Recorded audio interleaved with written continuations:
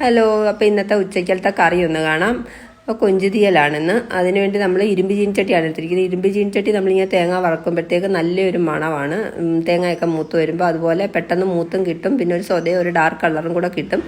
ചെറിയുള്ളി ഞാൻ ഇതിനകത്ത് കൂടുതൽ എടുത്തിട്ടുണ്ട്. പിന്നെ കറിവേപ്പില, മഞ്ഞൾപ്പൊടി, പിന്നെ ഒരു 5-6 ഉലുവായും കൂടെ ചേർത്തിട്ടുണ്ട്. പിന്നെ അതിൽ ഒരൊറ്റ ഏലക്കായും കൂടെ ചേർക്കുന്നുണ്ട്. അന്നേരം ഒരു ഫ്ലേവറും കിട്ടും. ഏലക്കായുടെ ആയത് കൂടുതൽ നിൽക്കത്തുമില്ല.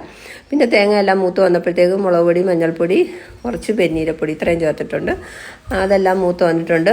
പിന്നെ നമ്മൾ ചട്ടിയൊക്കെ അടുപ്പേ വെച്ചു. കടുക് പൊട്ടി ചേനയാണ് ഇതെടുത്തിരിക്കുന്നത്. നല്ലോണം വേകുന്ന ചേനയായിരുന്നു. അപ്പോൾ അത് ചേന എടുത്തിട്ടുണ്ട്. പച്ചമുളക്, കിഴങ്ങ്, ഉരുളക്കിഴങ്ങ് ഇത്രയും ചേർത്തിട്ടുണ്ട്. ഇതെല്ലാം ഒന്ന് വാടി വന്നതിന് ശേഷം നമ്മൾ കൊഞ്ചിടുന്നത്. പിന്നെ നമ്മൾ അതിലേക്ക് ആവശ്യത്തിന് ഉപ്പ് ചേർക്കുന്നുണ്ട്.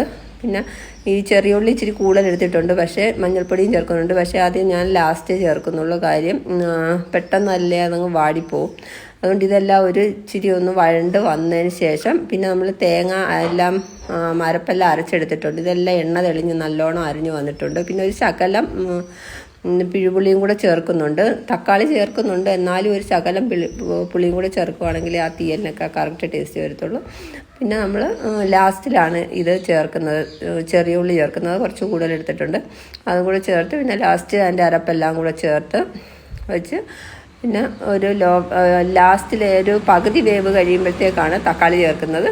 തക്കാളി ചേർത്തിട്ട് പിന്നെ ഒരു ലോ ഫ്ലെയിമിൽ വെച്ചിട്ട് ഒരു കുറച്ച് വെള്ളം കൂടെ ചേർത്തിട്ടുണ്ട്. പിന്നെ ഒരു ലോ ഫ്ലെയിമിൽ വെച്ച് എല്ലാം തീയൽ എല്ലാം വറ്റി എണ്ണയൊക്കെ തെളിഞ്ഞു വന്നിട്ടുണ്ട്. അപ്പം ഉച്ചയ്ക്കലത്തേക്ക് തീയലും ചെറിയ മത്തി പീര വറ്റിച്ചതും തോരനും. അപ്പോൾ